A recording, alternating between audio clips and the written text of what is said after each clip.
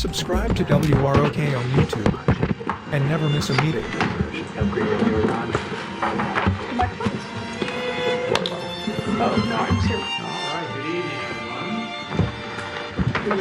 had a little longer closed session than expected. Thank you for your understanding. I think we got everybody here today. So I'm going to call to order the Royal Oak City Commission meeting for August 14th. We're going to begin with an invocation given by Commissioner Hunt, followed by the Pledge of Allegiance. I ask that you stand if you can, please. Our community has been blessed to have a leader in Pat Perush who has dedicated much of her adult life to serving Royal Oak. She has been a calm and rational guide, always acting in the best interest of the city. She served with distinction as a city commissioner, then as mayor, and most recently again as commissioner, bringing her expertise, historical knowledge, and passion for service. She has been a role model and a consistent and wise voice of reason.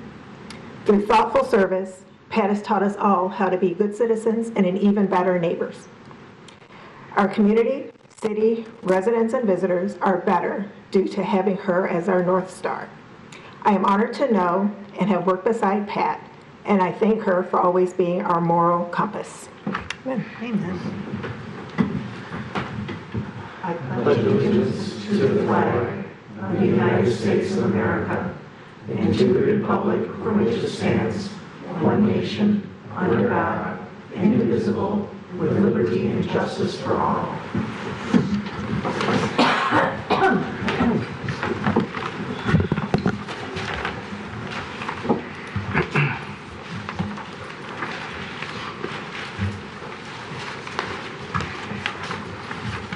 Okay. This brings us to item number 4 tonight, which is a proclamation to tie Michigan teal, which we've done for several years now. I'll ask Ms. Lanatelli to come up to this area here and receive the proclamation. Thank you for being here tonight. So I'm going to read this proclamation. It'll be my privilege and honor to present it to you, and then hopefully you can say a few words after. Be great.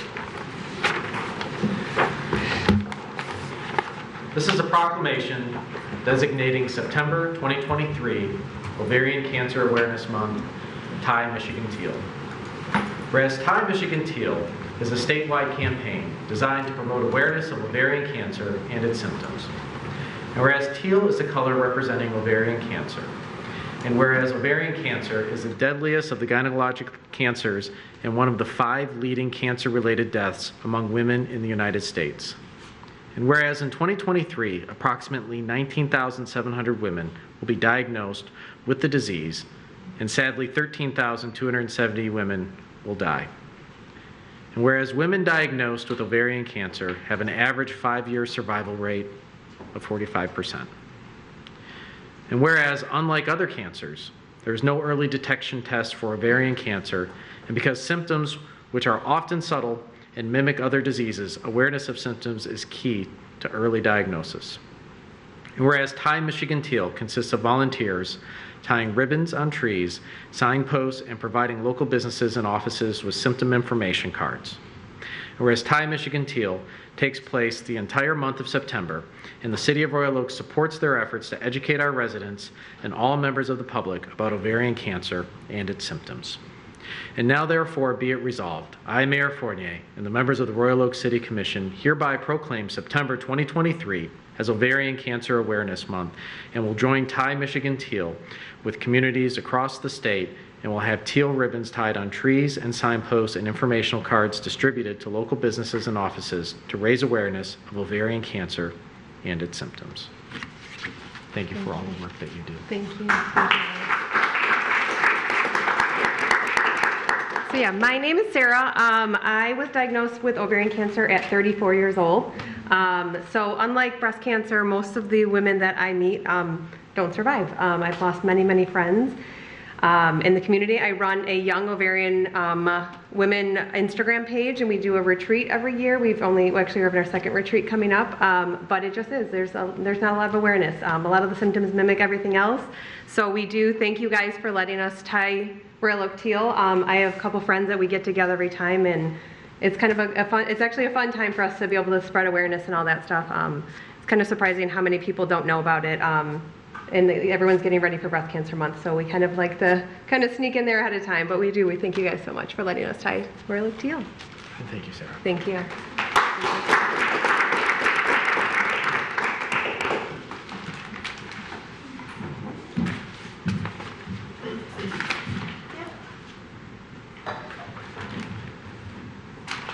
So let's support Sarah and her organization this September. I know many of us in this room and up here have been touched by family members, friends that have endured ovarian cancer. And let's make sure we get our teal ribbons out. Thank you, Sarah. Okay, this brings us to item number 5 on tonight's agenda. Presentation of a check from State Representative Scott and State Senator McMorrow. I see both representatives are here tonight. I don't know. I mean, that's a very large check. Maybe we can.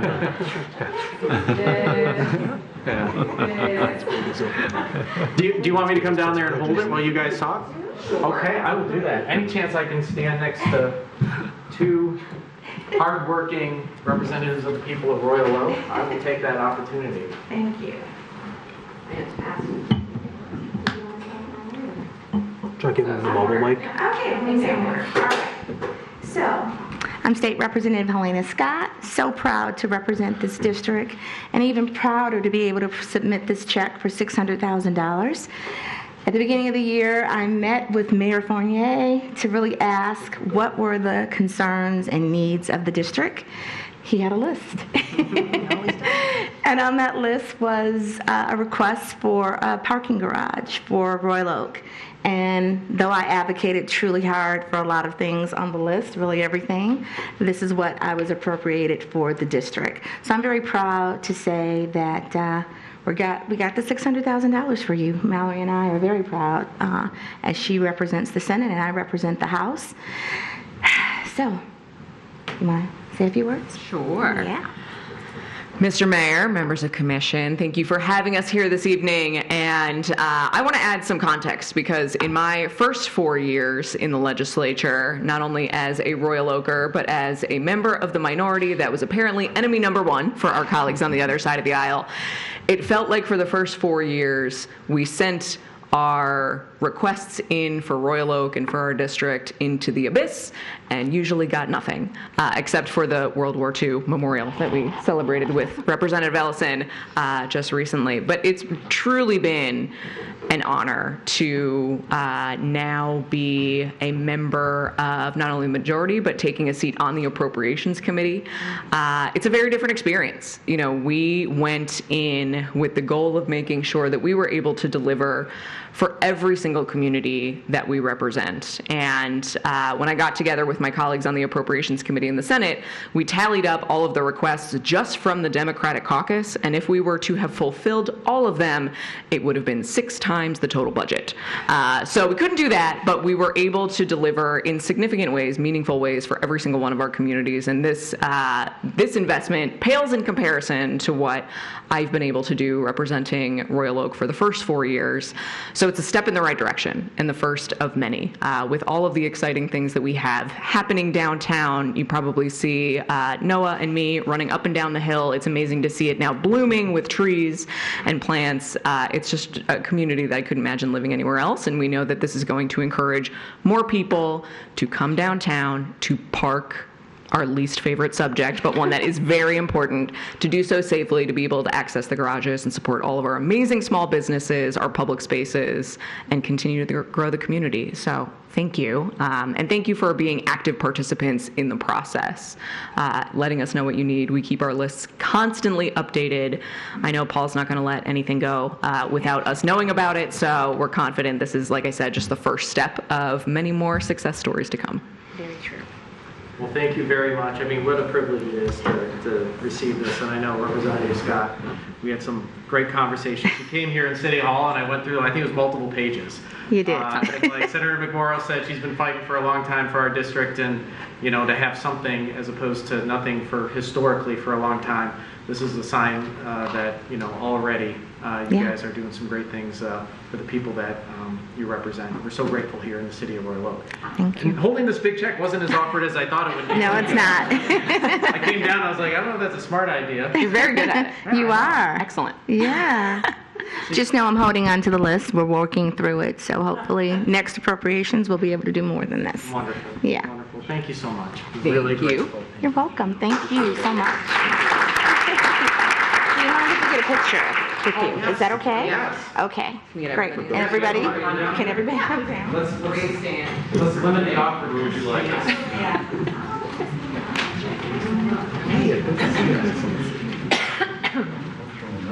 You guys should hold the check. Okay, do you want to get in front of this thing? Yeah. Let's block the podium and then everybody can flank us. Here we go. That's a good idea. Oh, you want it? Sorry, height differences. We're working on it. Yeah, we're working on it.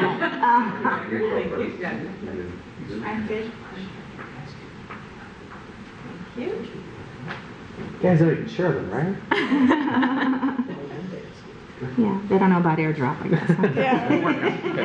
Huh? Okay. Thank you. All right, thank you so much. Well, thank you. Thank you. Ooh, I got it. You're welcome. No problem. Leave this with you guys. Goodbye. Oh, yeah. Got you, right? Yeah, you have to. I'll endorse it tonight on the back. I just need to find a marker. Maybe. That's big enough? Just drop it off to the marker. Lottery tickets.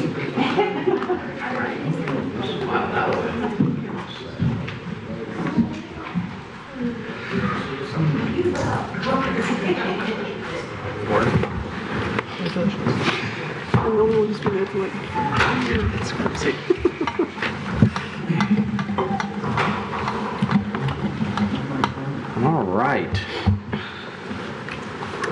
Well, this brings us to item 6, which is the approval of the agenda. We have an agenda in front of us. Does anyone wish to make a motion? We have a motion by Commissioner Macy. Is there a second? Second by Commissioner Douglas. Discussion on the agenda. All right, with none, I'll call for the vote. All those in favor say aye. Aye. Those opposed, motion passes. We have an agenda. All right. So this brings us to item 7, which is public comment. Before we start public comment, just a few reminders. City Commission values and relies on the input of our fellow citizens to help make decisions. Now's the time set aside for the public to address the City Commission on any city-related issue, whether it's on the agenda or not. I ask that comments be directed to the City Commission as a whole and not to individual commissioners. If you wish to speak tonight at public comment, please wait until recognized by me, the mayor. Come up to the podium. For the record, you'll state your name and address. Please be mindful that we want to hear from anyone who wishes to speak tonight, so comments are limited to 3 minutes per person, not per topic. There's a timer at the podium to help you keep track of your time. If you don't wish to speak tonight, don't worry. Emails work great. If you feel to reach out to us ahead of the meeting to give us something to contemplate about before the agenda topic. Please note, we typically don't respond directly to public comment. However, we are taking notes, and we always address those questions on the agenda topic, or if the item you're talking about isn't on the agenda, our city manager is sure to follow up. And if you need prompt follow-up, I highly recommend you leave your contact information with our community engagement specialist, the one, the only, the best, Ms. Judy Davids back there in the corner. So with that, who's first? Going once? Going twice? Yes, sir. Hi, good afternoon. My name is White Savell, 1105 Ottawa Drive, Royal Oak, Michigan, 48073. This concerns a property at 4704 South Rochester Road, which is the bar that is slated for development for a apartment. Okay. Some of this information came to me at last minute, so you're gonna have to bear with me. I contacted residents, all that live within 100 feet of the property. The following residents stated, either by mail or by in-person by me, Gordon Danyan, 905 Genesee Avenue, never received any written mail or phone notification by the city. Carolyn Martz, who lives at 918 East 14 Mile Road and also owns the property at 910 East 14 Mile Road, also never received any written contact by the city of Royal by phone or by mail. She also owns the property next door. She also noted that when the last proposal was turned down 5 years ago, she received notification by mail from the city that there was going to be a hearing. Okay, Miss Tina, I didn't get her last name, last minute, 902 East 14 Mile Road. Her family owns the Royal Inn Bar that adjoins the public parking. She stated that she never received any phone or written notification that she was aware of, and that she may have thrown it away without thinking about it. She does not have a comment about if the family who owns the bar, her sister, received notification. Kind of disconcerting about the impact it's going to make on the neighborhood. I know the meeting's tomorrow, and I'll be here, but I just wanted to bring it to your public attention. Thank you very much. Thank you, Mr. Phil. Any comments? Just the address, 4704 was the address? Yeah, it's owned by Huntington Bank. Okay. I thought you said it was a bar, and I had Huntington Bank pop up No, here, and I'm well, like, no, oh. the family. I knew bankers were up to Yeah. something. Tina, whose family owns the Royal Inn Bar right next to it, she said she never received notification. She owns the house. Okay. Now that makes sense. Okay, sorry. Again, a lot of this information came to me at last minute. I'll see you tomorrow. All right. Okay, thank you for hearing me out. Thank you, sir. Mr. Harrison.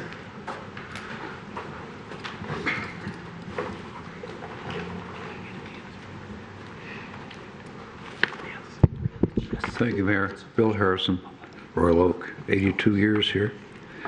A potpourri of comments, and then based on what I just heard about this proposed parking structure, I have a lot to say. First of all, Peruche Park. Renaming the park in recognition of Pat is definitely appropriate. Pat and Dave are friends and former Woodward Side subdivision neighbors. We may not always agree with Pat, but she is always prepared. On the Hamer Park, will the improvements include a traditional historical marker that tells their story? This is what I proposed. It was almost 2 years ago that got this ball rolling, and I'm getting shakes of heads forward that they're going, okay. It's the story that's important. All right, the MPS parking, I have a question is what the data analysis shows due to the increase in grace period and maximum stay for April through June. And basically, why don't we just cut through it and eliminate the back-in parking on Washington and provide conventional or civic smart meters as are used in Birmingham. Now, this $600,000 check for a parking deck is a drop in the bucket, for first of all. And can you tell me where you're going to put this parking structure? Now, the reason I ask is the master plan is proposing building on the 6th and Main Street lot. That lot is important because there's a lot of people that won't park in a parking deck. And that lot is consistently loaded. And when I was on the DDA, I was responsible for obtaining that property from Frizard. It was their bump shop. So I feel a little bit paternalistic toward it. And as far as another parking deck is concerned, we don't need it. The existing parking decks are underutilized. My understanding is that you're having problems paying the debt service on the parking decks. And why Why are we building another parking deck? It doesn't make a damn bit of sense. Now, what have I got? 21 seconds left. That's why I said I'm throwing this away. But I wish you'd tell me, where are you going to put another parking deck? I can't think of another empty space in Royal Oak where you would put it. Blank looks, nothing. You guys are unbelievable. Thank you, Mr. Harrison. Mr. Ashley.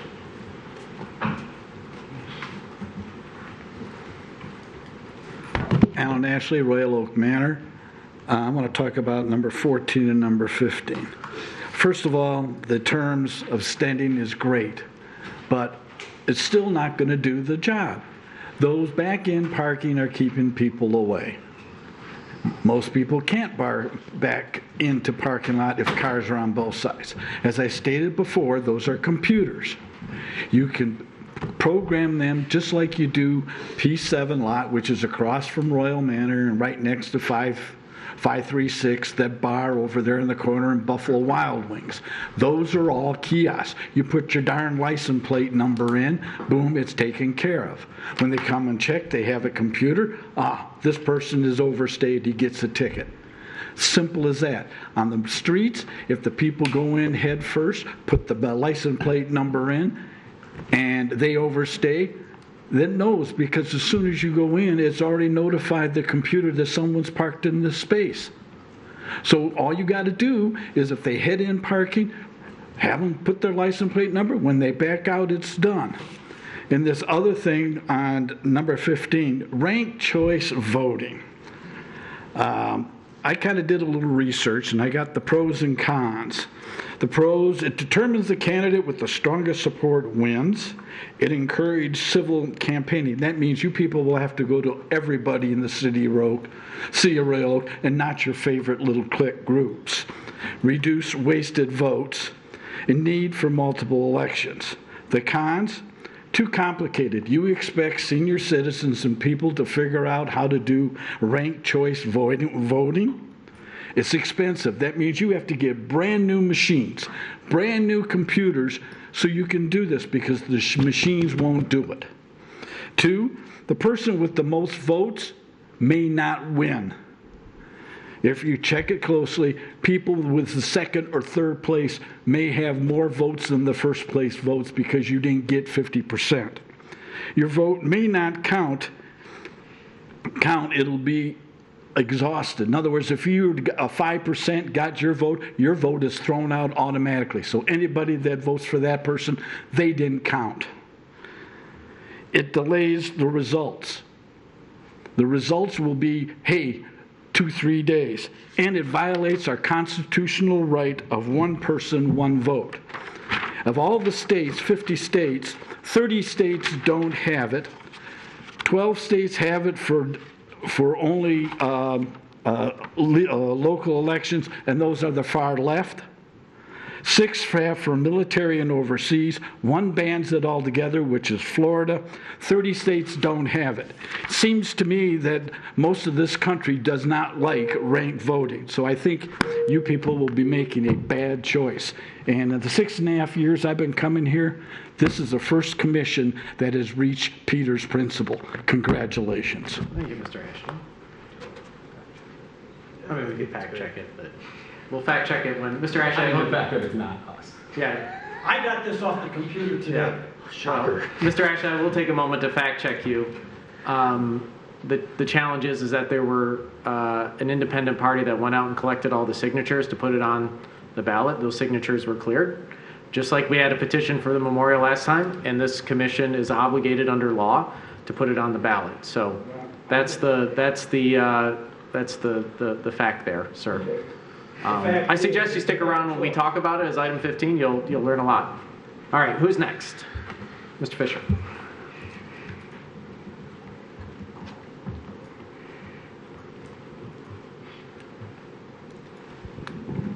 Josie Fisher, 310 West 6. Sorry I was absent last time. I was doing comedy out in Vegas and house sitting for an adult actress. What I came today to talk about is safety. and I hate feeling that I need to be calling the police all the time from just living downtown. The number of smaller crimes I see committed, but as we all know, the multitude, it creates a dangerous situation. I've had multiple situations where either me or my friends, when in a crosswalk, would have a car come right up to us, like within millimeters.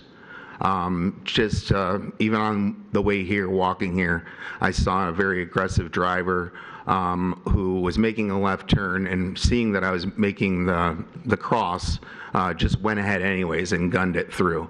And so I've been noticing a lot of this activity. I know that resources to police it are limited, so I don't hold law enforcement responsible in any way. I know they do what they can, but I think we might want to look at some measures to kind of do some more remote policing.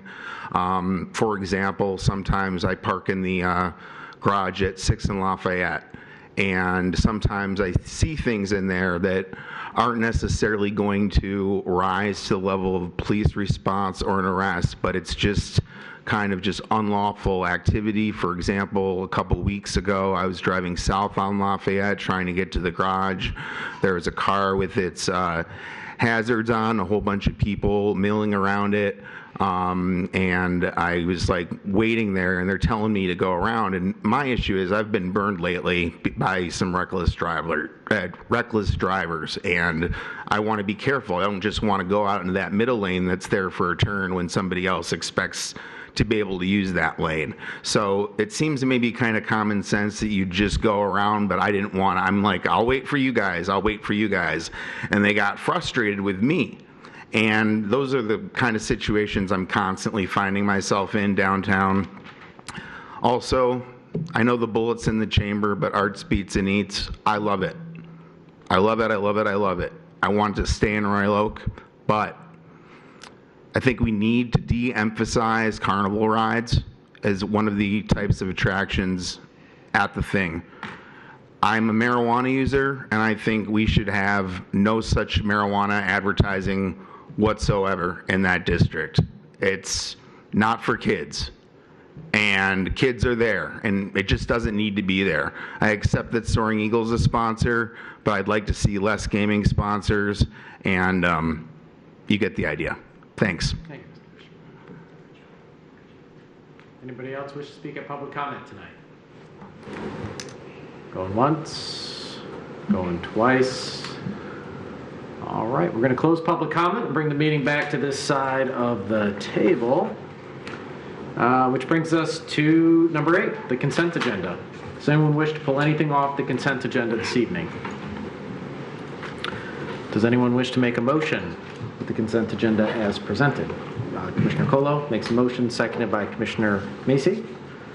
Discussion? All right. The consent agenda is City Commission meeting minutes from July 24th, claims from the 21st, July 28th, regular and special pay, August 4th special pay, August 8th and August 11th, 2023, approval of purchase orders, and approval of social district's license application, BL Royal Oak LLC. No further discussion. I'll call for the vote. All those in favor say aye. Aye. Those opposed, motion passes. Okay. That brings us to item 9, which is a really personal item for all of us here tonight. It's the approval of the naming committee recommendation for Patricia Perush Park. I know there's been a lot of discussion and a lot of things taking place in a very short period of time. I know we'll have some discussion on this, but I'm going to have Ms. Davids kick it off here with Mr. Filipski and tell us a little bit more about what the naming commission came back with and where we stand today. I'd be very honored to do that. First of all, Commissioner Perush is watching from home, so we can all wave into the cameras. All right, very good. So the naming committee respectfully submits its recommendation to rename Waterworks Park to Patricia Perush Park. I think Commissioner Hunt did a beautiful job of describing all of Commissioner Perush's marvelous attributes, but I'll just give you a little bit of background history. So in 1979, at age 28, she first made her first foray into politics by announcing her campaign for city commission. And no one knew that this ambitious candidate would achieve groundbreaking success in Royal Oak's political landscape. In her very first election, she left everyone astonished. She topped all candidates for commissioner in her race, securing the most votes. By 1983, she'd earned the position of mayor pro tem. And then in 1989, after serving on the commission for 10 years, she decided to pursue the office of the mayor's seat. And she won by a landslide, and she was just 38 years old. Her victory was described as extraordinary by the Daily Tribune, and she won all but 2 precincts in the city. So her appeal truly is universal.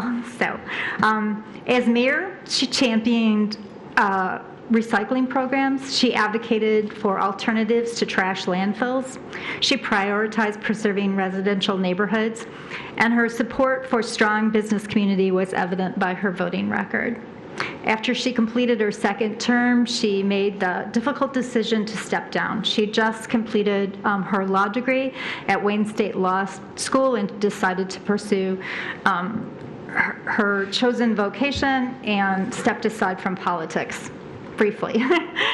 Then, just about 2 decades later, she made a return to politics when in 2014, the Royal Oak City Commission unanimously appointed her to fill a vacancy. And what was intended to be just a 1-year commitment resulted in nearly another decade of service. And today, Commissioner Perouse holds many records.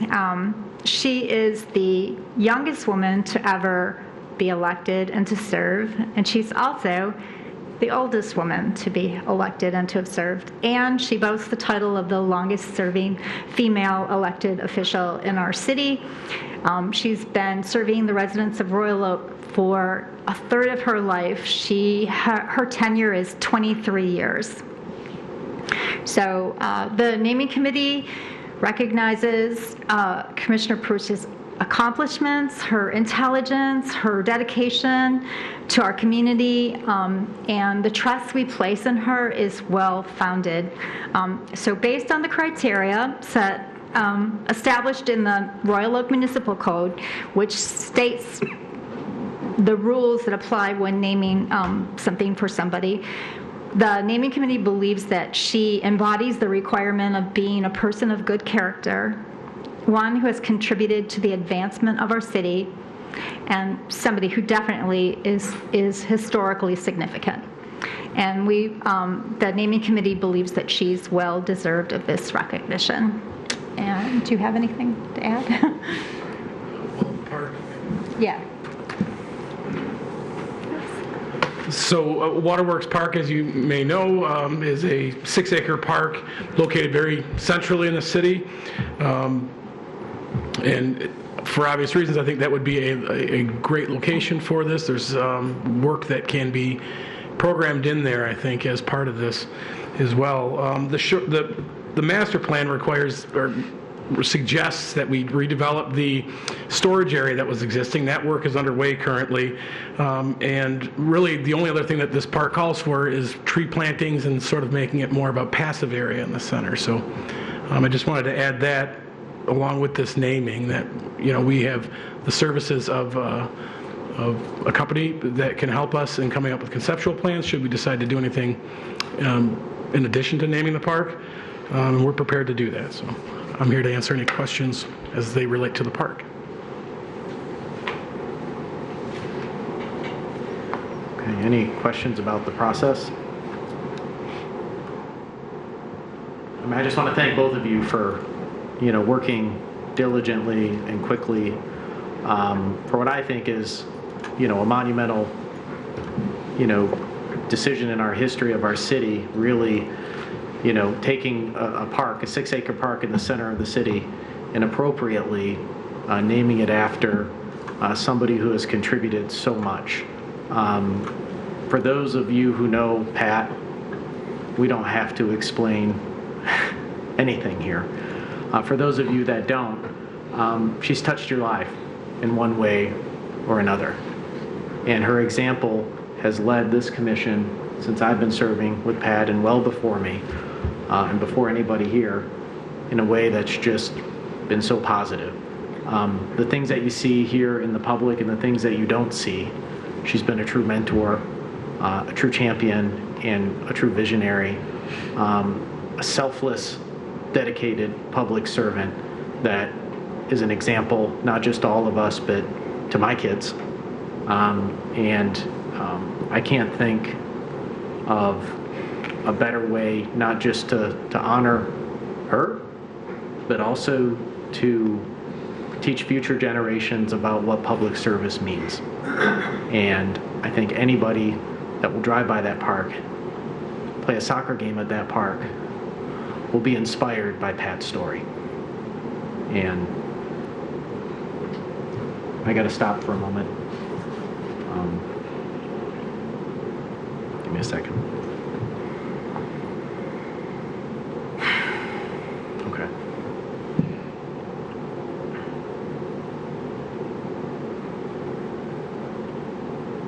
I appreciate your efforts on this.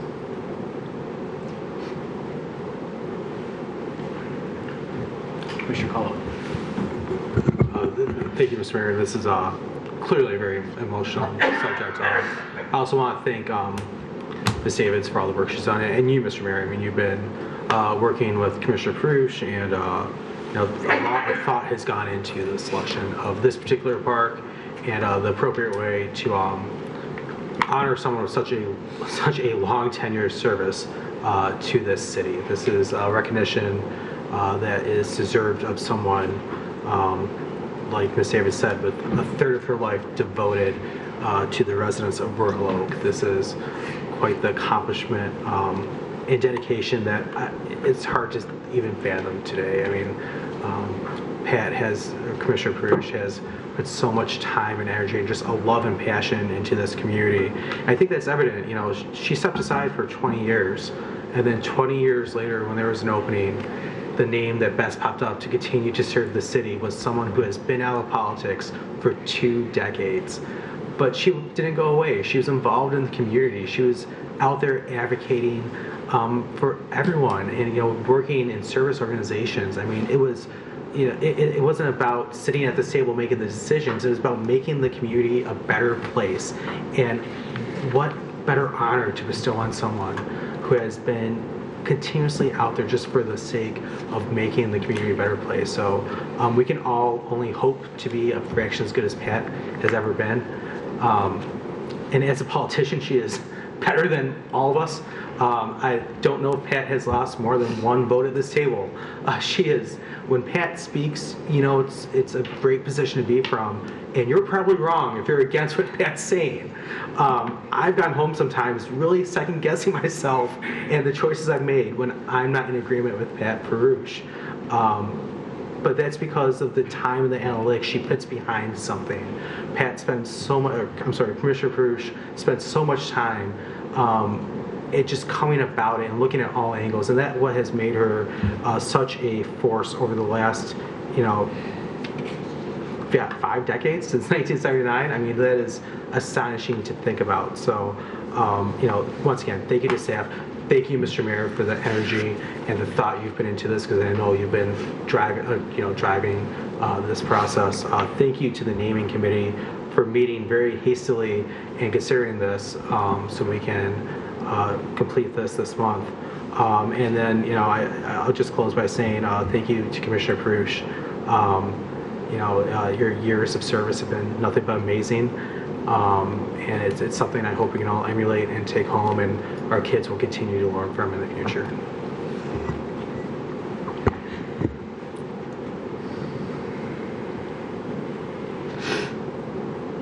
Commissioner DeBuck. I'll try to say something. Thanks for bringing this forward. This is a beautiful summary of Pat's contributions to the city, which clearly go far beyond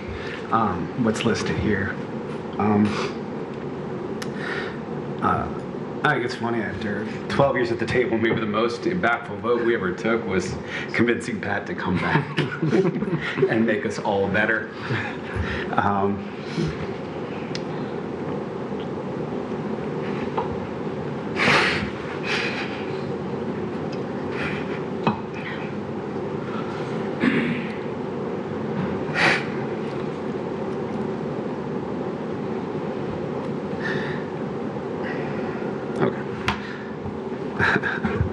Pat is everything an official should be, and everyone that she's served with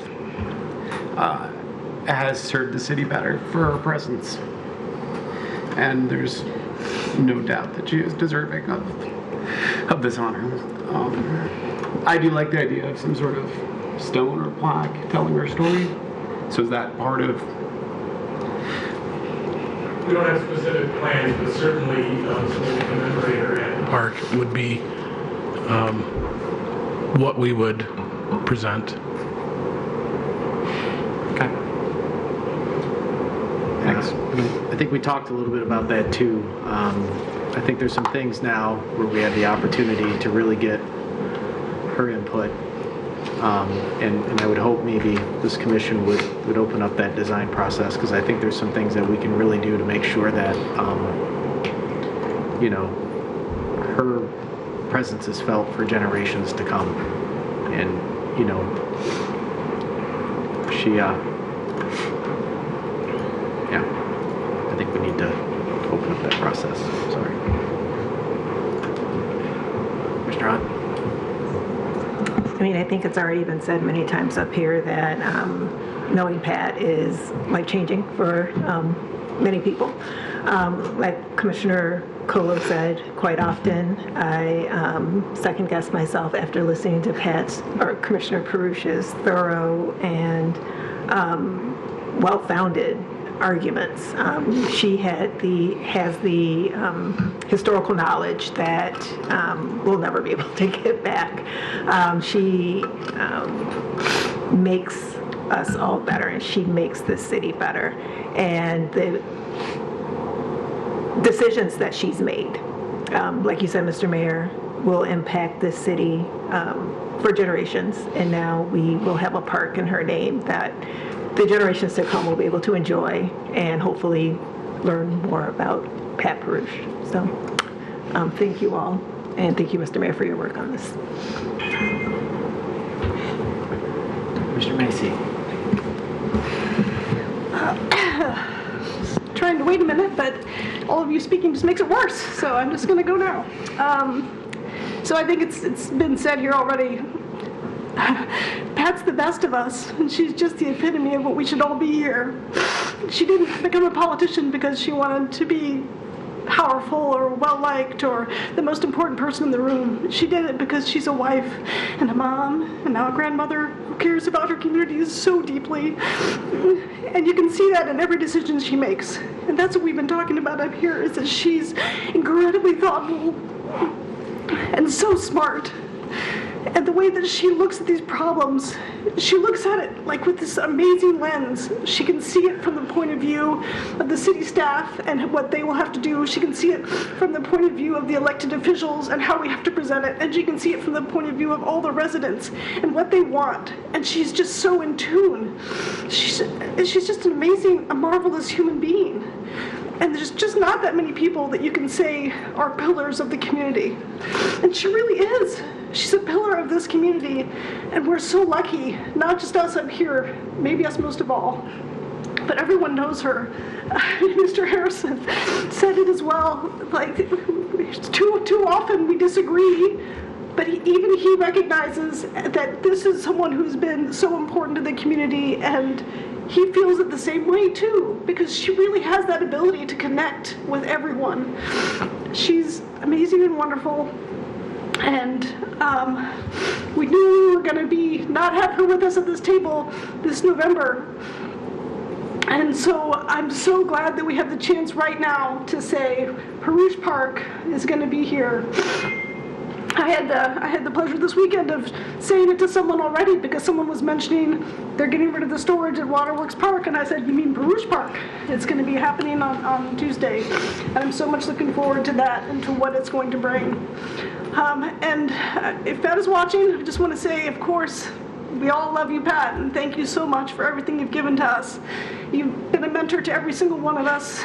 It's been said already, we're all better because of you, and the city is better because of you. So thank you so much, and we love you.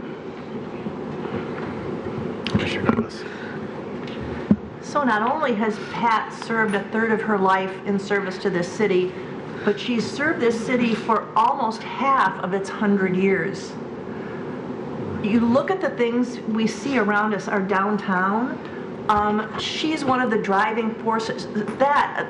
Our downtown defines our city, and the use of tax increment financing was we were pioneers in that, and she was a pioneer in leading that effort, and look how that has changed our city and made us the envy, really, of cities around Michigan. So as others have said here, she was smart, she was prescient, she was a good politician, and she gave us a future that we could not have imagined without her.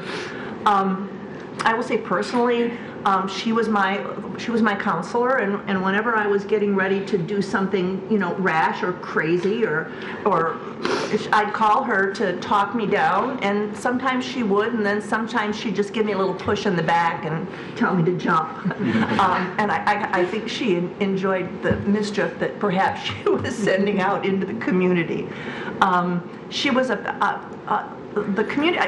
She's never thought of herself as a social media person, and yet I think everything she did for Centennial Commons, she was a champion of that park as the chair of that committee. She wrote, wrote Facebook posts and articles and took pictures and really championed that park. And it's her centrally more than anybody else that made it the success that everyone acknowledges.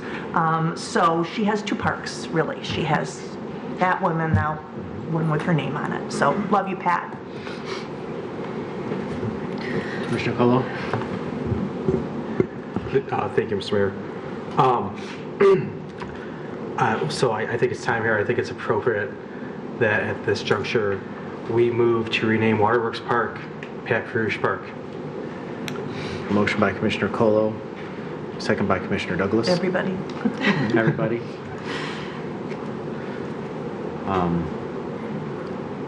Let's say we had some discussion, and we'll have a lot more. And Pat's, we talked a lot about her tenure, we talked a lot about her contributions, and I think what's going to stick with all of us is how she actually accomplished what she did and her commitment to public service. And it's been an honor to serve alongside her and under her in a lot of ways. And I look forward to this park being something of a point of pride in the community, even when it seems the divisiveness we see all around us in every political landscape, in every neighborhood, at every point in government, that Pat's example will be there forever, not just with the people she touched, but also, here at the park, and in a way that will inspire future generations. And I'm confident this is just a small gesture in comparison to the dedication and sacrifice she's made over her life to this community. So I'll call for the vote. All those in favor say aye. Aye.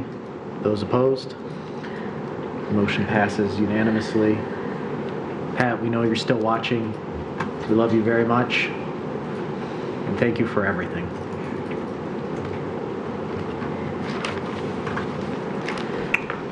I think it'd be okay if we took a quick recess here for a couple minutes.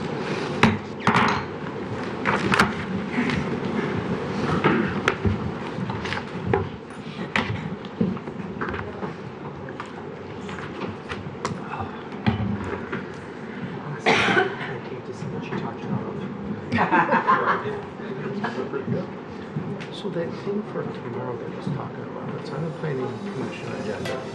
It's like, it's not a public hearing. It's not a public hearing, it requires notice. Okay, you knew about that. Well, once you mentioned that, I started looking.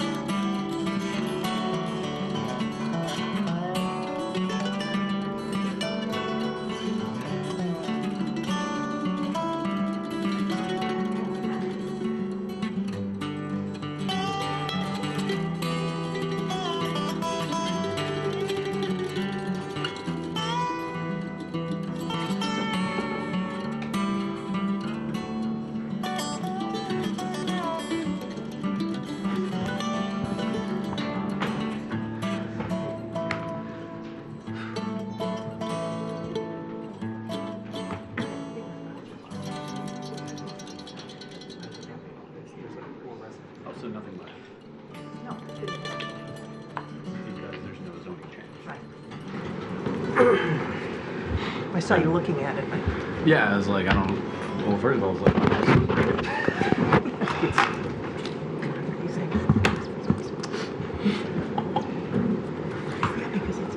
All right, I'll call the meeting back to order.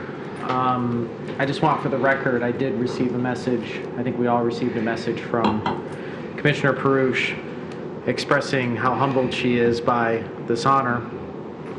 And, you know, I think it's important that she's watching at home. She can't be here with us tonight. But knowing Pat, she is truly humbled. And thought it was important for that to be on the record as well.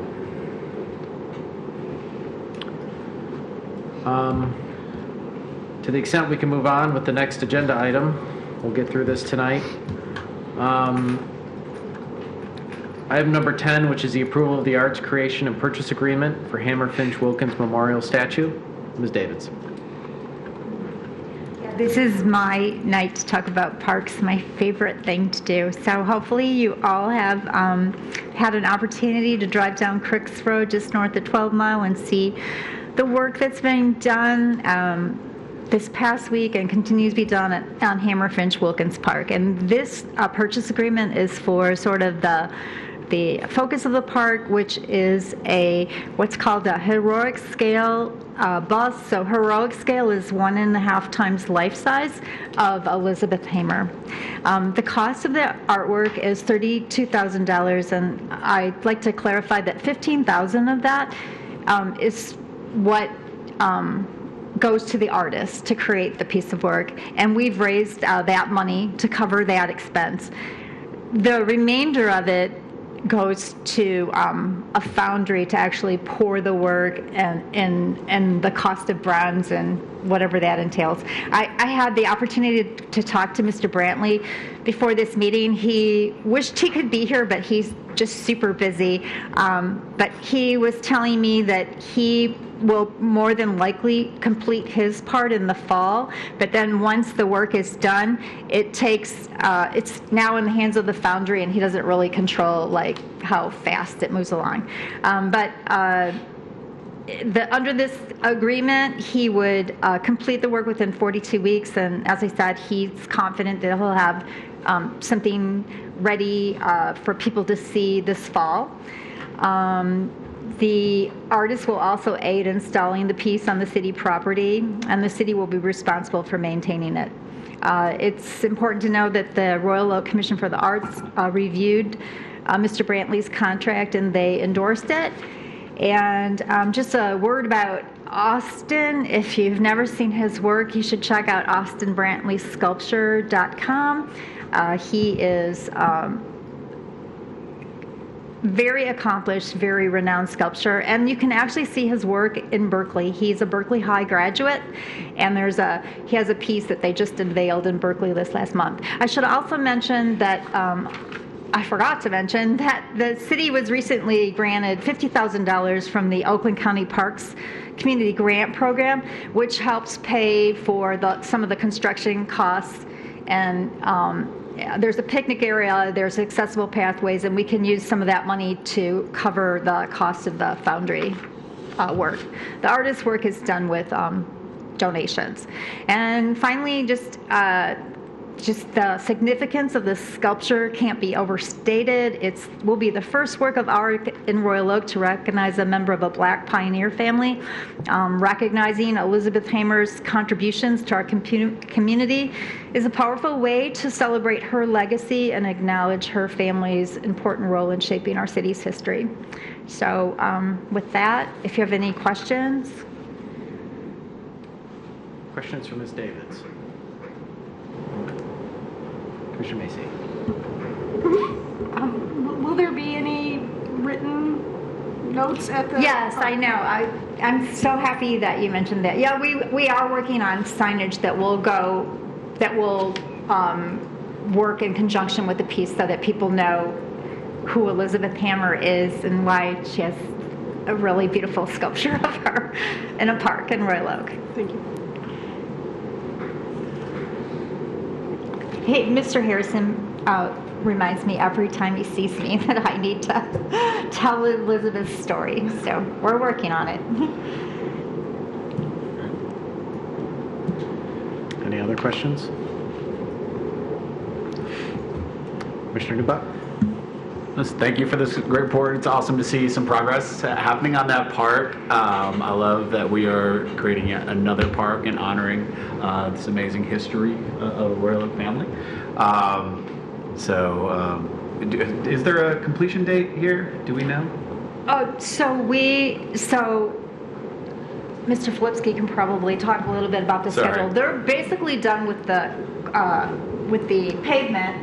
And now it's just landscaping that needs to be done. That's better suited towards the spring. And so we're thinking about if you guys approve this contract tonight, we'll probably do some sort of unveiling in the spring. Okay.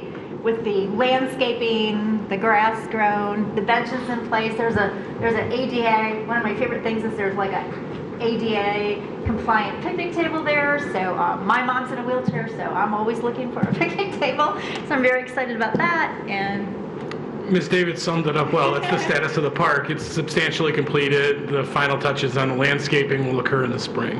Okay, so we'll do some sort of like dedication unveiling. Would it be open to the public sooner than that, or are we? Yeah, the park will be accessible sooner than that, but we will plan on unveiling, after we actually install the artwork.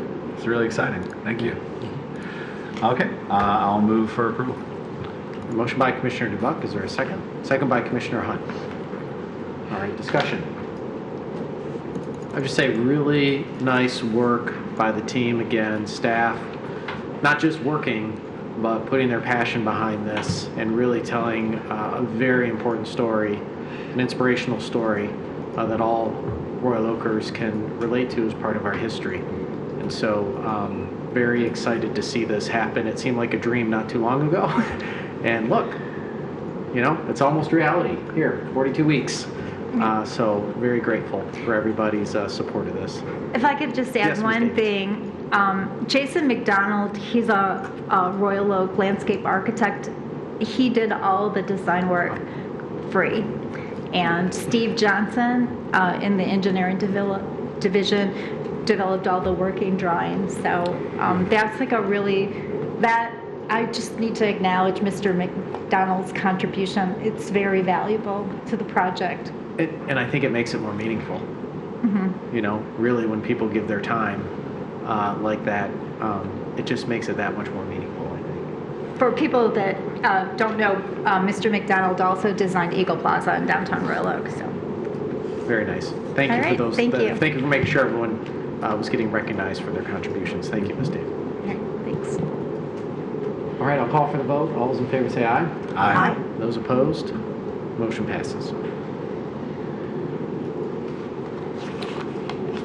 Okay, this is number 11, which is approval of Card Connect Merchant Services Agreement, Recreation Department software. I know we kind of kicked that back with a couple questions last time. I see Mr. Fideli, maybe? Yes, sir. Thank you, Mayor and the City Commission. So to provide a little bit more detailed description of the department's recommendation to go with Card Connect as its preferred credit card merchant and vendor. The main major component is the integration that it works with RecDesk. In the packet, there were two other credit card merchants that quote-unquote can work with RecDesk, but the Card Connect integration providing the use of EMV and chip readers, as well as providing timely transaction updates, greatly benefits the department in tracking the revenues that come in from our programs, tracking all the payment, and just making things easier for staff and the users and keeping everything secure whenever they swipe, tap, or insert their chip cards into the readers. There is an amendment that I had Card Connect provide that would that states that this agreement would be a month-to-month agreement with no early termination fees, and then with the percentages that each card charges per swipe are included in the packet as well as in the narrative. With the monthly miscellaneous fees, a $35 return check fee, and a minimum processing fee of $15.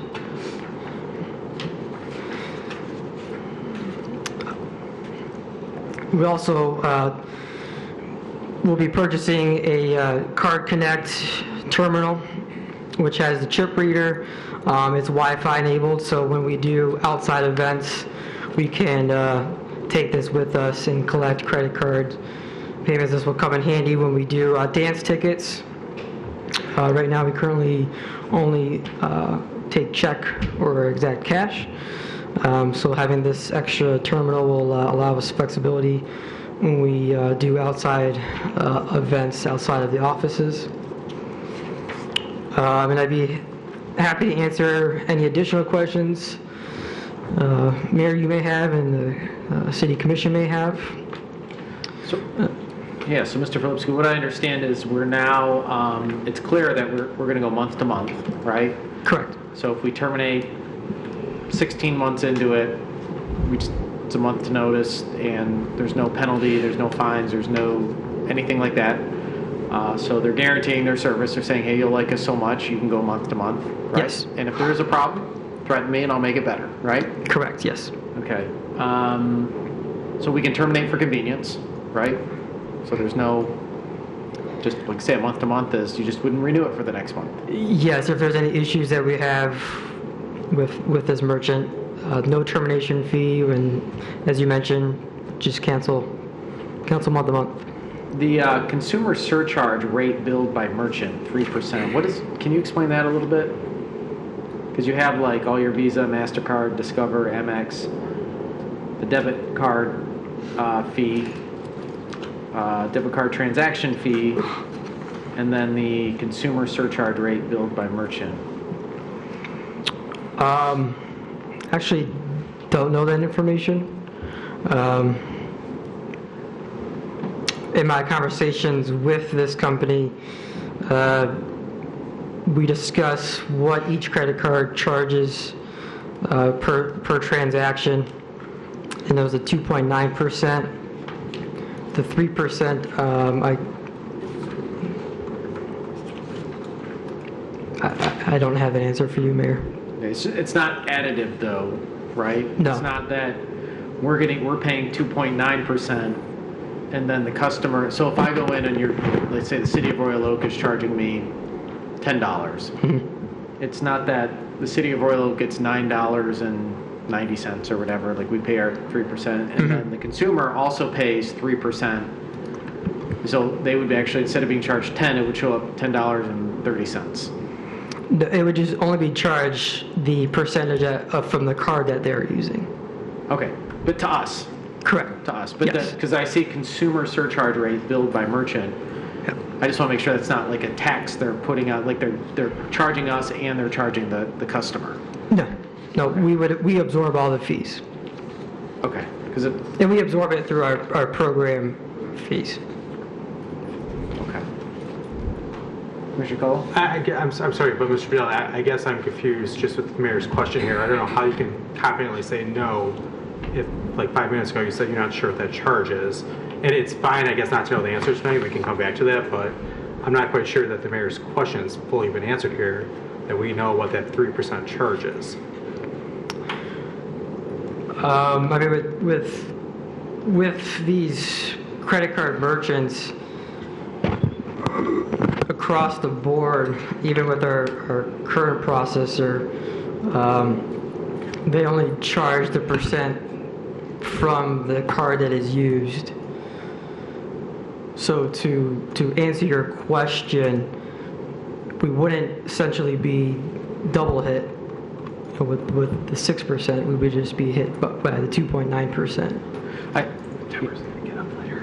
Yeah, I think what it might be is, I think we have the option to recover 3%, right? So if we wanted to say, hey, if you pay by cash, it's $10, but if you pay by credit, like, a lot of restaurants are doing now, which just drives me up the wall, since people pay 95% of the time with credit card. They charge like 3%, 4% surcharge that they put on the bill. So if you had a $100 dinner, I'm not sure if people have $100 dinner. I'm sure some people do, but just because I can do the math, then they would ring you up, oh, you're using your credit card, so now it's $104 or $103. I don't know that we're required to charge that percentage. I don't know, I see, maybe Ms. Lichtenberg can. I'll try to clarify a bit. So with all credit card processors, we have the option of either absorbing the fees, where the city will pay the fees, or we can treat them as a convenience fee and add them on. I believe that this fee structure that's in front of you is a little bit misleading because it combines those two. So if we were to choose to opt for a convenience fee structure, the rate that would be charged to our customers would be the 3%. Gotcha. If we are choosing to absorb it, which credit card processors prefer because they have a little bit more guarantee on the cash flow, then we get a slight discount in the rates, which is listed in that 2.9 percentage above. Gotcha. It's not an additive, it's an either or in whatever we choose. Correct. Okay. If we were to choose to add it on to our fees, our customers who are signing up for classes and such would pay an extra 3%. So in that case, it would be, for every dollar, it would be $1.03. We are not choosing to do that. We are choosing to consider those credit card fees to be part of our operating costs, and when we're calculating the class fees, we figure that in as part of the cost. Because I imagine we don't want to spend time counting quarters and cashing checks either. So it's a cost of doing business no matter which way you do it. We will. But this is a more convenient option for these types of services that we provide, where they are optional services. Right. We treat the credit cards that are used for paying tax bills or utility bills a little bit different, to maintain equity across all of our residents that are paying for those. But because this is optional services that each individual is able to choose to take part in, we treat that a little differently and just keep the rates for the classes the same across the board. And I think I'm fine with the updates to the contract. The only thing that I'll add in there is when you see like the same rate for all of your different pedigrees of card, like the 2.9126, you actually get a better rate if depending on the volume of transactions. So maybe it's not the case right now, but generally if you're doing hundreds or more, it's like the inter-exchange rate plus. So, a lot of folks, credit card companies will charge you whatever that processing fee is on that exchange plus 0.03% or something. And so it varies every month, but it might be 2.1% one month, 1.8, 2.6. But generally when they smooth it and blend it, it means that, it's simpler, but 9 out of 10 times it means there's a little more in there. That if we have high volume, not always, but we should, if this goes through, check it out and keep an eye on it and see, when we go to requote everything, to see if we can actually see what those interchange rates, interchange plus, I think is what it's called. The only reason why I knew this, I ran a treasury, and this was, when times got tough, you're looking for every 1/10 of a percent. A little background in that. Okay. Any other questions? Commissioner Douglas. Not so much a question as a comment. I think it's especially beneficial that we get a reader that accepts tap to pay and chip to pay. So many purchases are going in that transaction, in that direction, and whenever you can make it easier for people to pay, you make it easier for people to pay. Yep. So I like that. Mr. Colo? Slightly off topic, you mentioned, Mr. Shelley, that we would use this for the dance program. Oddly enough, is that being offered? Because we tried to sign my 4-year-old daughter up for it and could not find it online. So our online registration starts on Wednesday. Okay. So it'll be available. Currently, if you're listening, watch out for Wednesday. We will have a dance program. Okay. I thought that was because we voted to block his ISP address from all city. No. That's when I'm using this terminal. Oh, gotcha. Thank you. Any other questions? Anyone want to make a motion? Commissioner Colo? I'll move for approval. Motion by Commissioner Colo, second by Commissioner Macy. I think we had our discussion. Any more?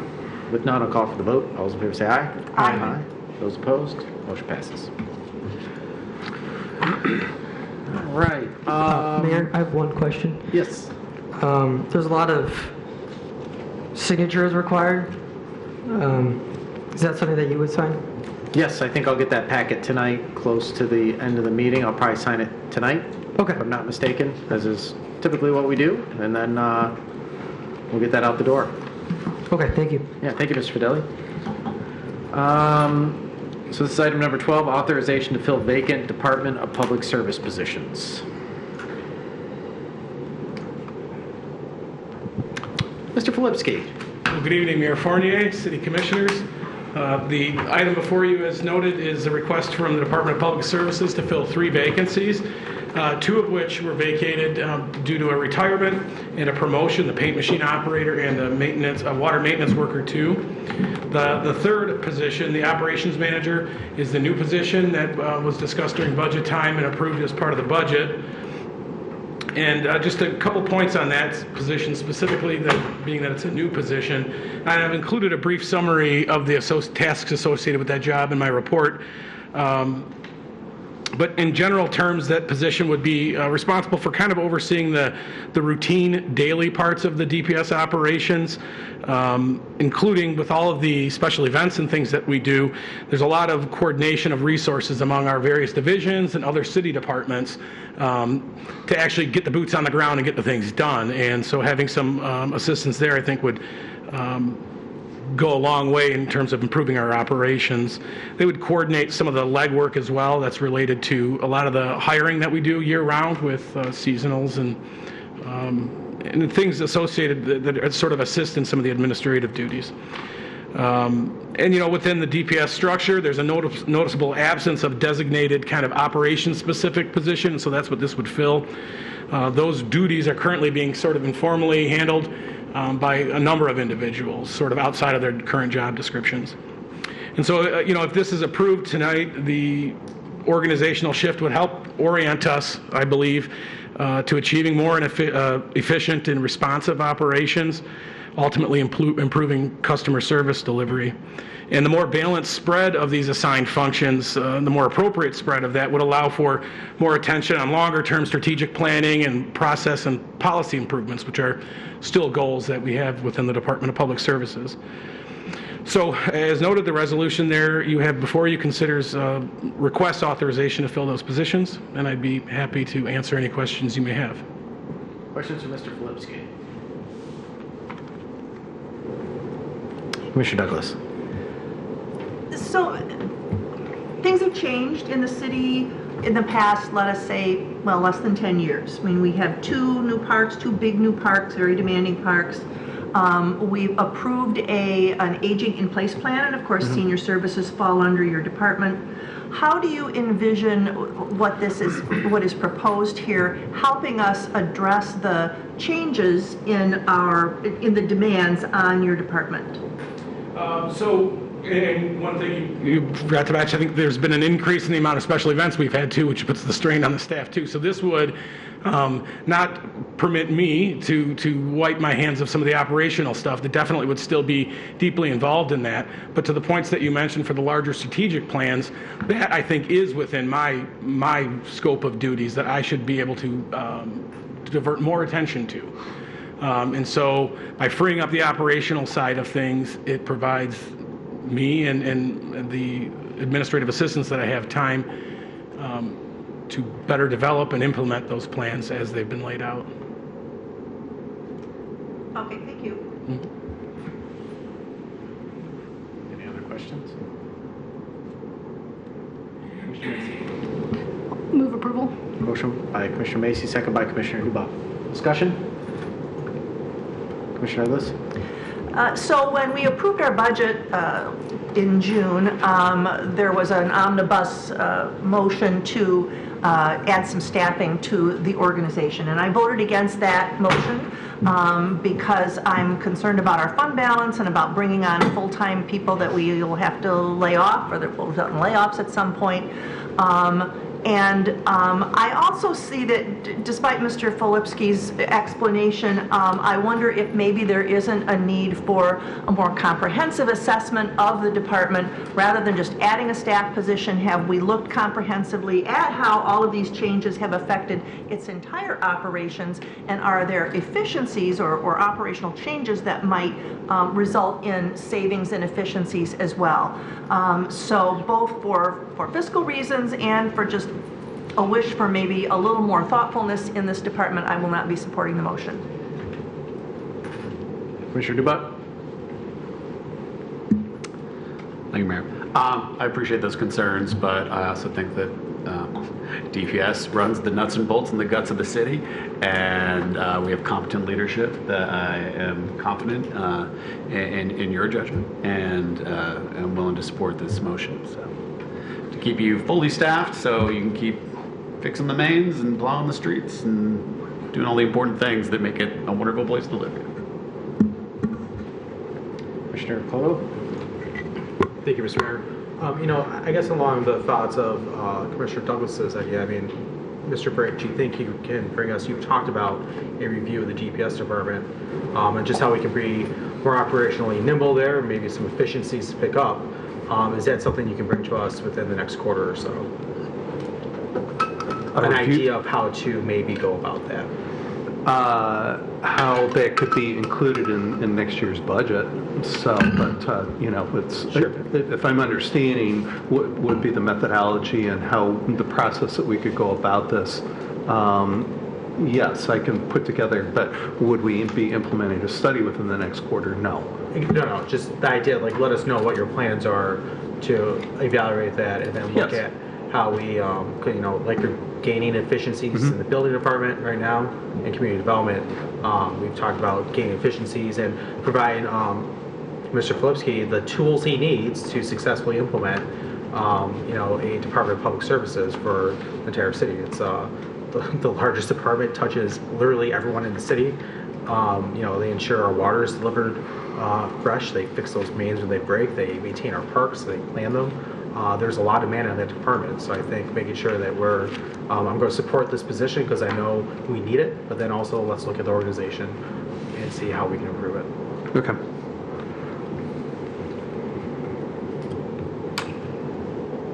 Any other questions, comments? All right, I'm going to call for the vote. All those in favor say aye. Aye. Those opposed, motion No. passes. Oh, I'm sorry. He said it happened. Okay, we did all those in favor. Those opposed? No? Okay, I did it too fast. Okay, the motion passes. Thank you. Thank you, Mr. Filipski.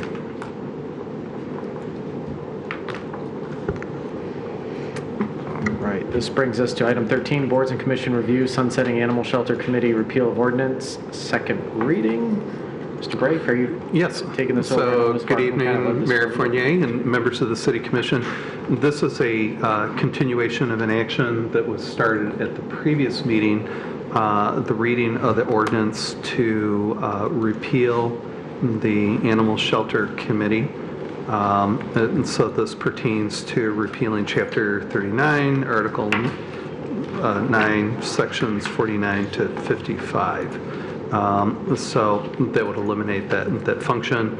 And what was described before is that such an entity would be analogous to, say, like a Friends of the Library, whereas the functions of this date back to when this was purely a voluntary operation.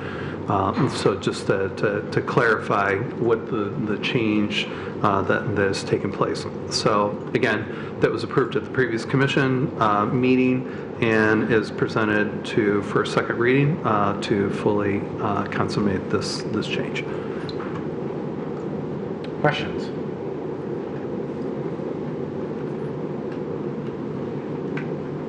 Commissioner Cole. Yeah, Mr. Mayor, this passed unanimously at the first reading, so I move approval on second reading. Okay. A motion by Commissioner Colo, second by Commissioner Douglas. Discussion? I think we had all our discussion last time. I wasn't here. Oh, do you have anything? Commissioner Macy, would you like to add to the discussion? No.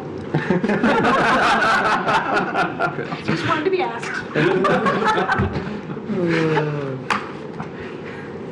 All right, I'll call for the vote. All those in favor say aye. Aye. Those opposed, motion passes. All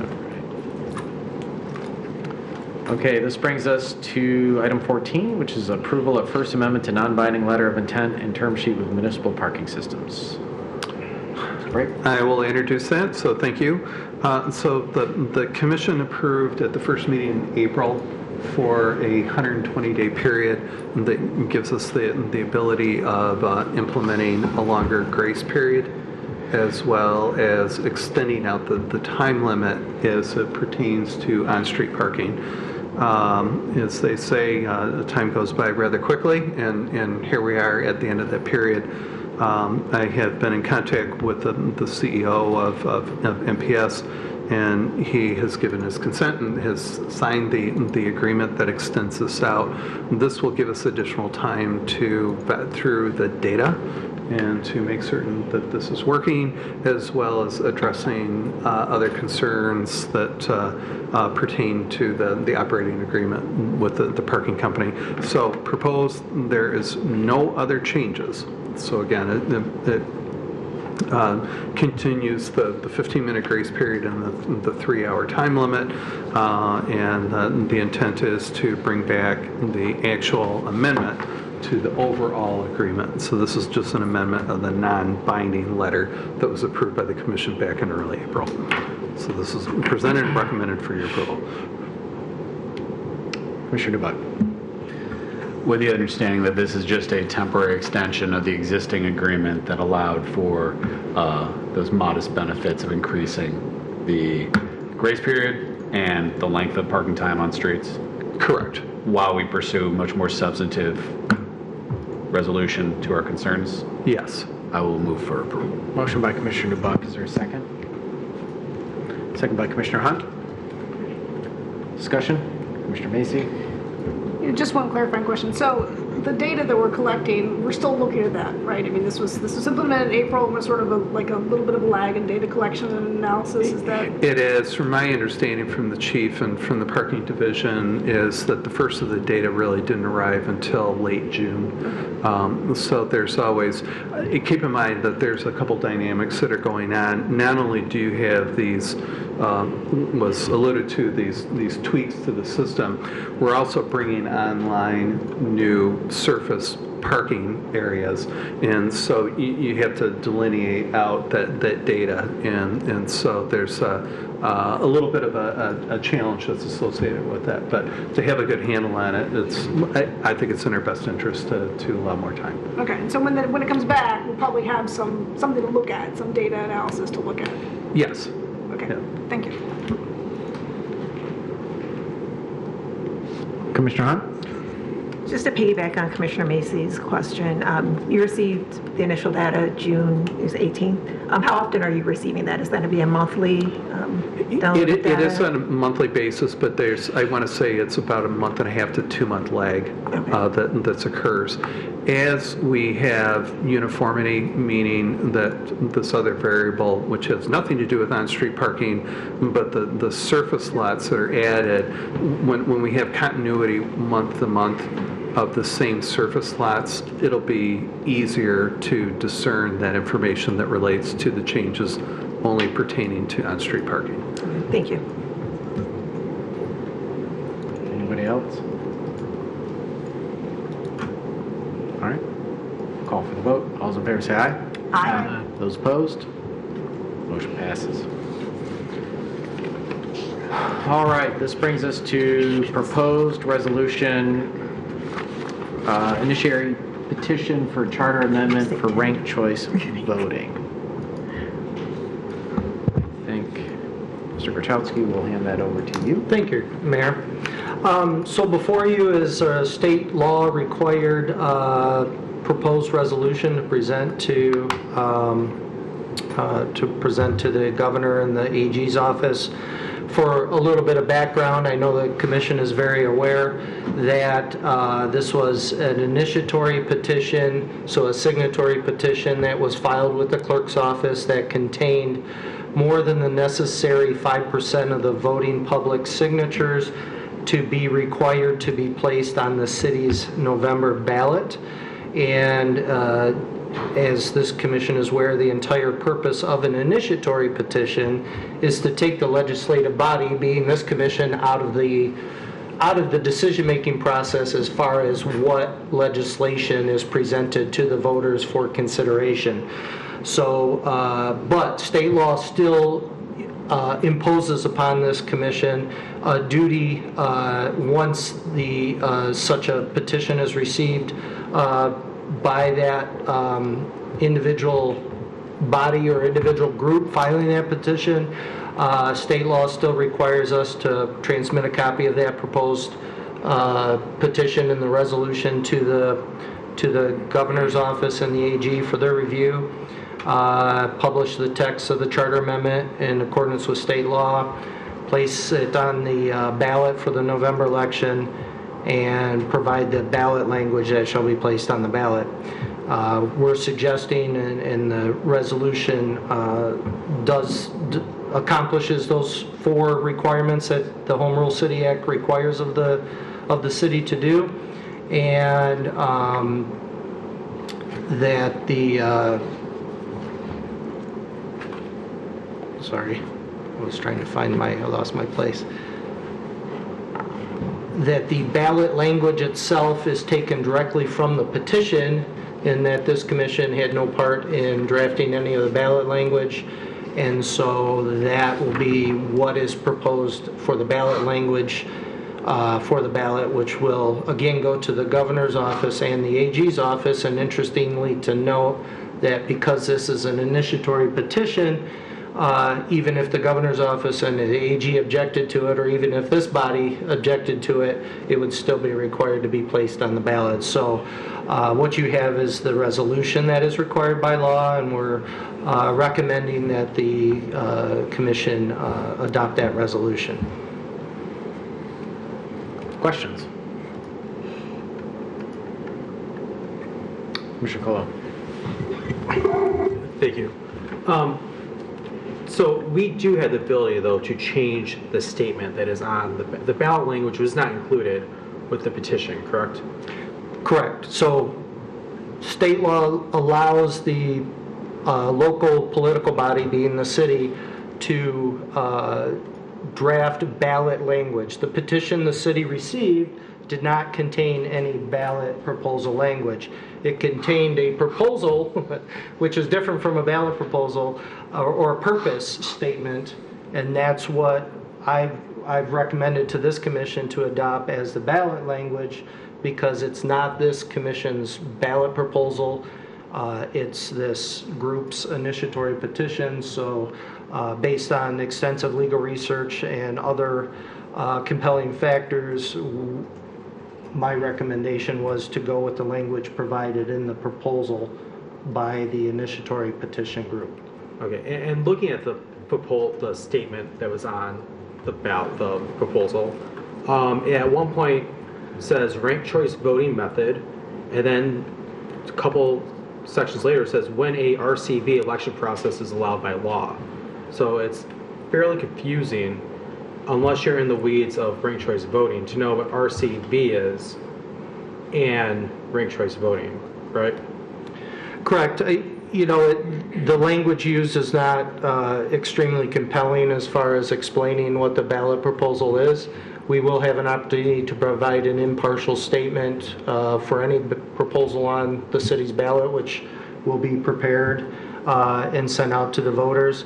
Trying to explain ranked choice voting is not an easy chore, but it's clear that presently state law does not provide for or allow and actually conflicts with ranked choice voting, and until such time, if ever, that state law changes, the city, if adopted by the voters, and again, this will go to the voters to determine whether or not they want to see this charter provision adopted or not, but if it adopted, unless state law changes and unless the voting equipment is even available and even purchased by the city and approved by the city's election commission, will this actually go into effect in the city. So a lot of things would have to happen even if this were to be voted in as a valid charter revision or amendment.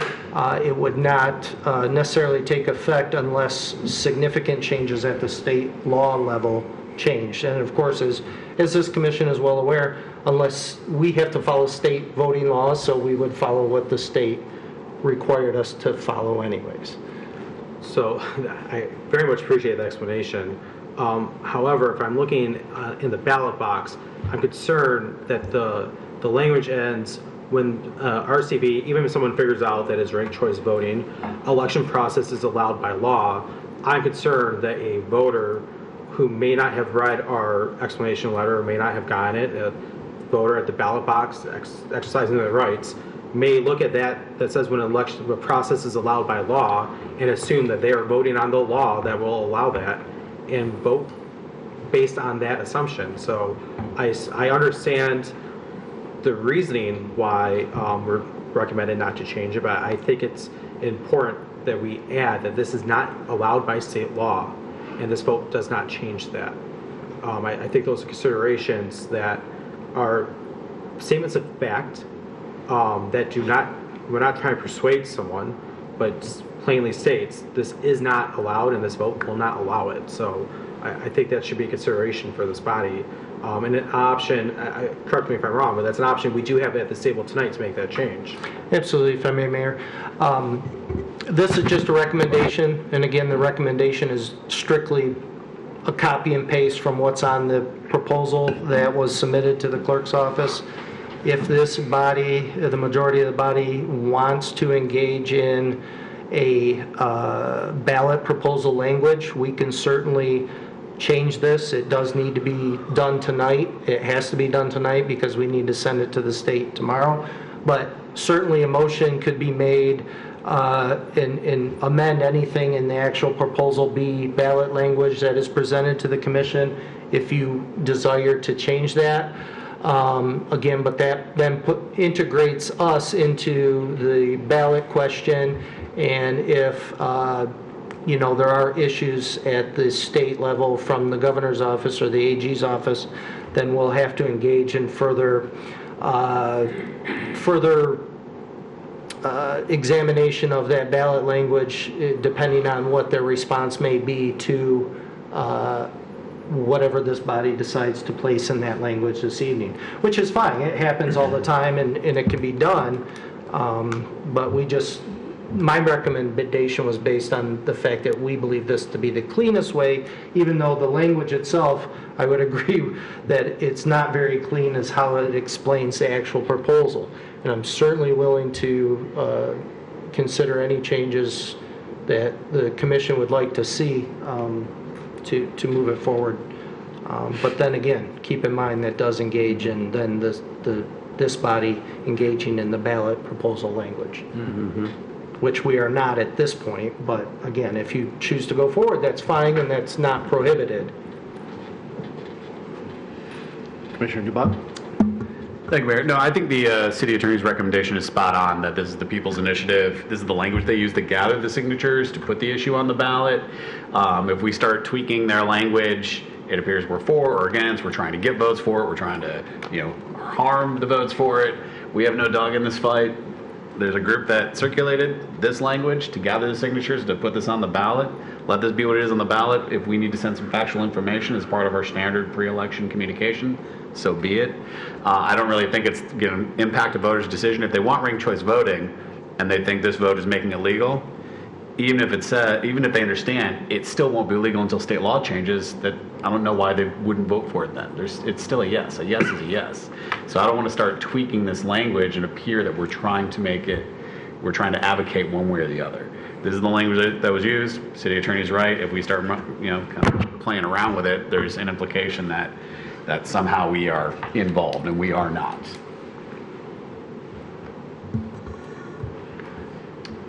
Commissioner Macy? Yeah, I agree with both you guys. And I wonder if there's just like a really simple insertion, because when I read this, it does read a lot like when it's allowed by law, as if this is the thing that's making it allowed by law. So I was just thinking if we could make it allowed by state law to clarify that what we're doing here is not impacted by state law. I just wonder if just that simple insertion, which doesn't seem to be in any way tipping the scale, putting a finger on the scale, but is slightly clarifying, because I agree that we don't want to muck with it too much, and this is what they wrote, and I do feel the same duty to the voters to make it a little bit clearer. And if we're not going to write out ranked choice voting the second time, maybe the first time, like you do in text, putting parentheses RCV or something like that to make it clear that that's what it is the second time around. I don't know. It just seems like those are some tiny clarifying things that we can do that might make it easier. Yeah. Commissioner Hunt? Quick question for the city attorney. Would putting that clarifying language in the clarifying text, as Commissioner Macy just indicated, is that enough to change it where we're now involved in the process of? Yes. You by even adding a comma or a quote or the word state in front of law, then we have crafted the ballot language. Granted, they're minor changes and hard to predict what the AG or the governor's office would do with those. But yeah, then that puts us in the position of actually drafting the ballot language different as from the proposal language that was contained on the initiatory petition. And again, there's certainly, if this body wants to do that, it can, but then we are engaged in that. I would have to agree with Commissioner Dubak. I'm concerned with changing any of the language that this petition was circulated on, voters signed, with this language. I also agree with Commissioner Colo. It's not clear language. It does not adequately describe what's being proposed here. But this is the language. So I would go with that. Commissioner Douglas? Yes, I'm going to side with Commissioners Dubak and Hunt here. The people came to us with this proposal. They had the wherewithal to write a proposal or an ordinance that's, 4 pages long or something like that. If they forewent the opportunity to write their own ballot language, I think we should comply with or use what they did provide us. Commissioner Colo? Thank you, Mr. Spear. And I just want to clarify something too. When we say we get involved with this, it simply means that we are submitting to the governor language that's been modified slightly. But my understanding is whatever we choose tonight is being transmitted to Oakland County tomorrow and will go on the ballot. So then it would be incumbent upon the governor to change it or deny it at that point. But this is a process that's already laid out in state law, correct? Well, just a matter of clarification. I believe it would go to the governor and AG's office tomorrow, but not to the county to be placed on the ballot. until after the governor's office and the AG has had a chance to review the language and then approve it for the ballot. And again, even if the governor or AG objected to the language that's proposed to you tonight, it would still have to appear on that because that's what's on the proposal. They could object to it and it still has to appear on the ballot. Yeah. Whereas if we changed it and they objected, then they'd send it back to us and we'd have to fix whatever they thought was wrong with what we added or to it. But so they may not say anything and say, just put it on. But all that can be sent back to us is not the ballot, it's the proposal itself, but just this language. So we're talking about, they might kick it back to us saying that this needs to be changed, but that's like, we're not impacting the actual proposal itself. And in fact, us changing it is part of the Home Rule City Act. Like, this is a process that's in place. Correct. When someone like this, maybe they're unorganized, that they didn't give us the ballot language, but they didn't give it to us, which actually opens up in the Home Rule City Act. It's incumbent upon us to choose that ballot language at that point. So this is kind of like a compromise, maybe going with what they circulated, but clarifying it slightly, just to make clear. I like the RCB in parentheses, or knowing that, and then just calling it state law. So it's, if I may just clarify, it's an option. It's not necessarily incumbent that we have to do a proposal language, but we have that option. So state law does provide that option. You absolutely can do that, exercise that option.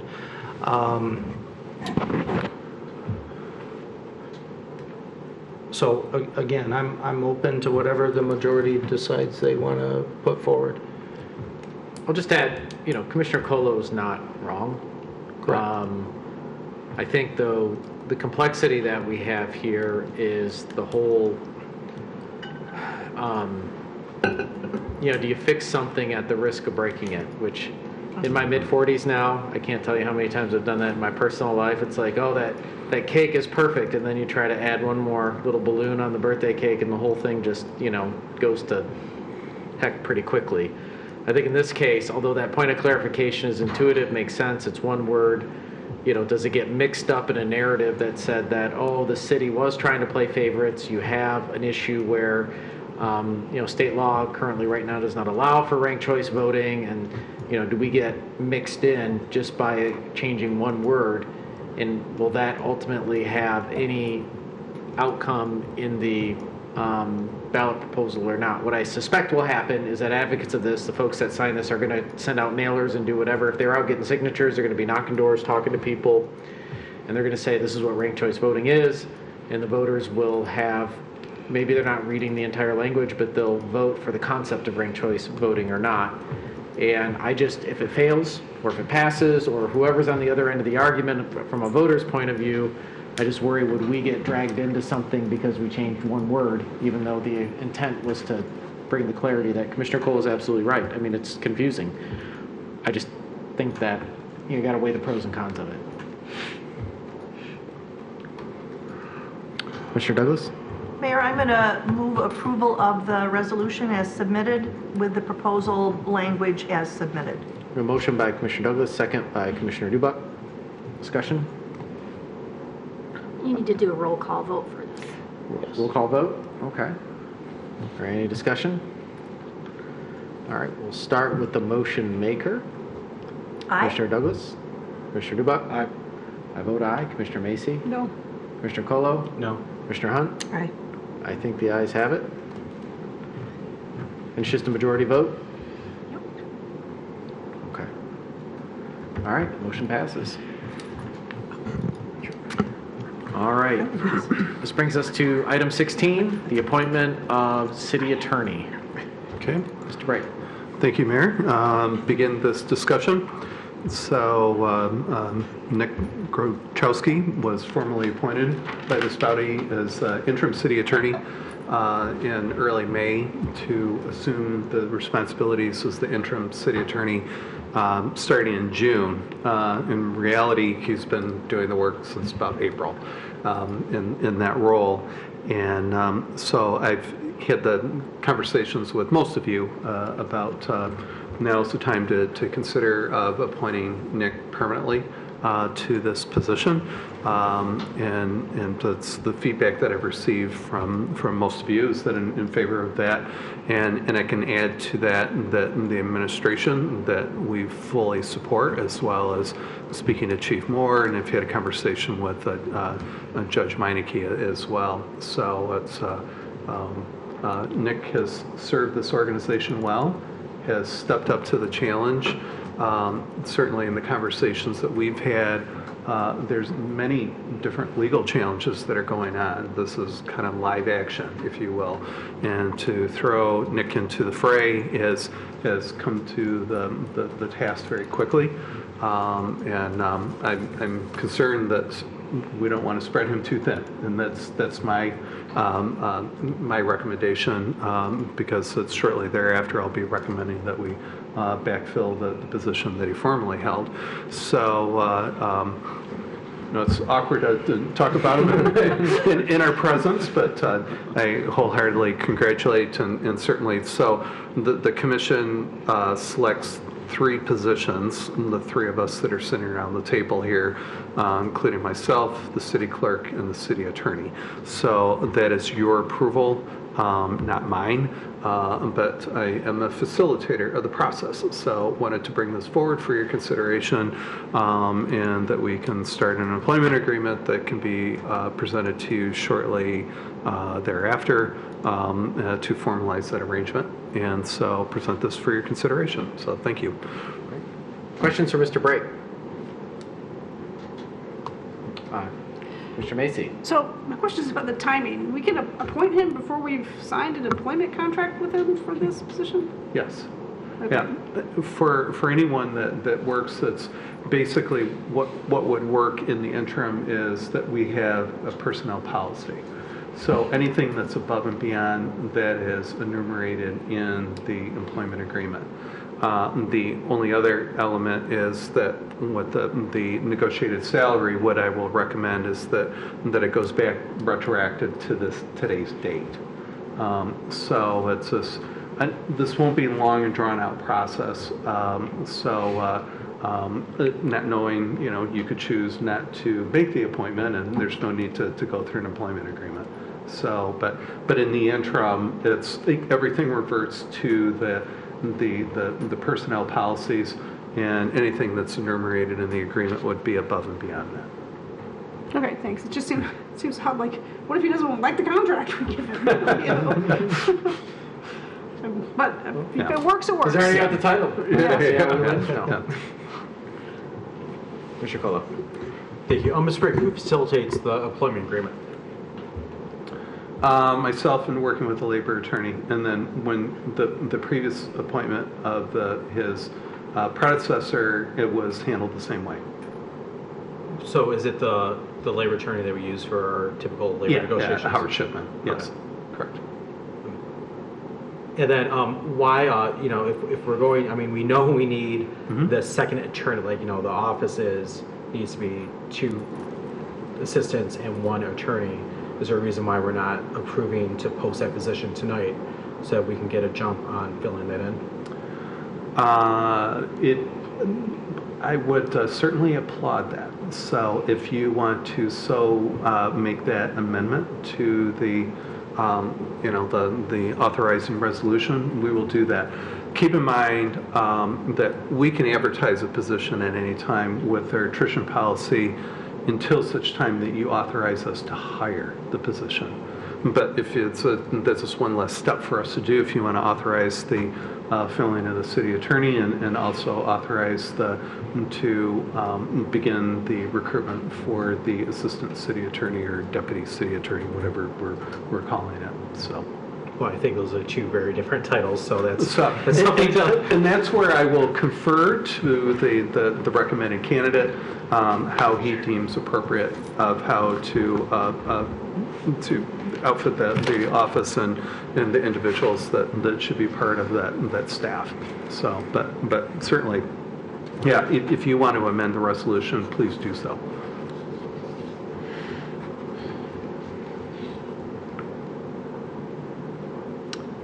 No more questions for Mr. Brake?